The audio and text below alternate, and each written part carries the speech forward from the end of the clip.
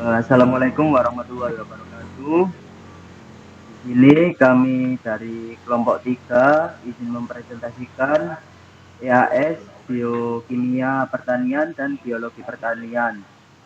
Sebelumnya, hormat kami kepada dosen pengampu mata kuliah Biologi Pertanian dan Biokimia Pertanian, yaitu Pak Zaifur, dan juga tak lupa kami akan memperkenalkan diri.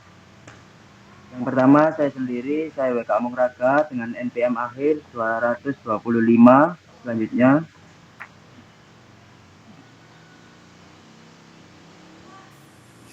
Saya Nadia Rahman Nur Aini dengan NPM akhir 216.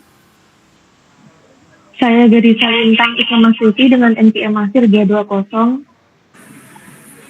Saya Muhammad Akbar dengan NPM akhir 226. Saya Wildan Pramudia Wahyudi dengan NPM akhir 198.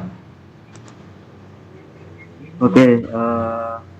Selanjutnya kita akan mempresentasikan tentang apa itu biokimia. Yang pertama, di sini ada definisi dari biokimia itu sendiri, yaitu ilmu yang mempelajari tentang reaksi kimia dan molekul dalam makhluk hidup dengan terfokus pada metabolisme, enzim, biomolekul, dan energi sel. Biokimia pertanian nantinya akan terfokus pada pembelajaran kimia yang akan terlibat pada tumbuhan, contohnya yaitu fotosintesis, respirasi, terus sintesis hormon tumbuhan. Selanjutnya akan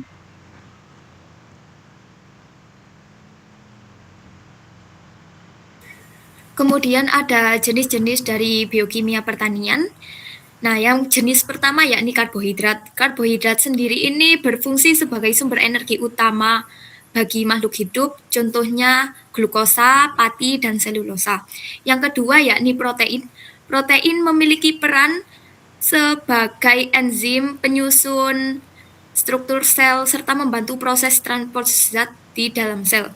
Kemudian ada lipid yang berfungsi sebagai cadangan energi dan juga sebagai penyusun membran sel sehingga menjaga kestabilan sel itu sendiri. Kemudian yang terakhir ada asam nukleat yaitu DNA dan RNA yang berperan dalam penyimpanan serta pewarisan informasi genetik. Nah, keempat jenis senyawa ini saling berhubungan dan menjadi dasar berbagai proses metabolisme dalam biokimia.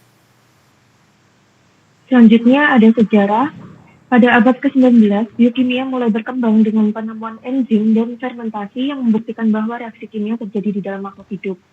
Pada awal abad ke-20, biokimia diakui sebagai cabang ilmu tersendiri dan mulai mempelajari struktur serta fungsi molekul biologis. Di pertengahan abad ke-20 ditemukannya struktur DNA dan mekanisme metabolisme sel memperkuat perkembangan biokimia. Dan yang terakhir ada era modern, biokimia didukung biologi molekuler dan teknologi modern dan berperan penting dalam pertanian, kesehatan, dan bioteknologi.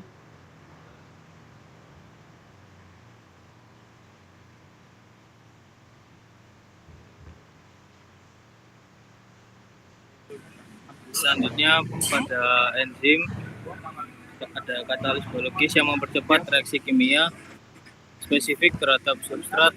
Contoh pada temannya yaitu rubisco, yaitu fotosintesis. Yang kedua amilase sebagai pemecah pati. Yang ketiga nitrogenase fiksasi N.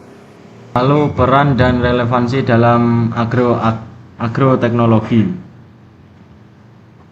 Yang pertama adalah meningkatkan hasil panen atau rekayasa metabolisme tumbuhan. Yang kedua, pemuliaan tanaman atau bioteknologi berbasis DNA dan enzim. Lalu ada ketahanan tanaman terhadap hama atau lingkungan. Dan yang terakhir adalah optimalisasi pupuk dan nutrisi dan efisiensi metabolisme.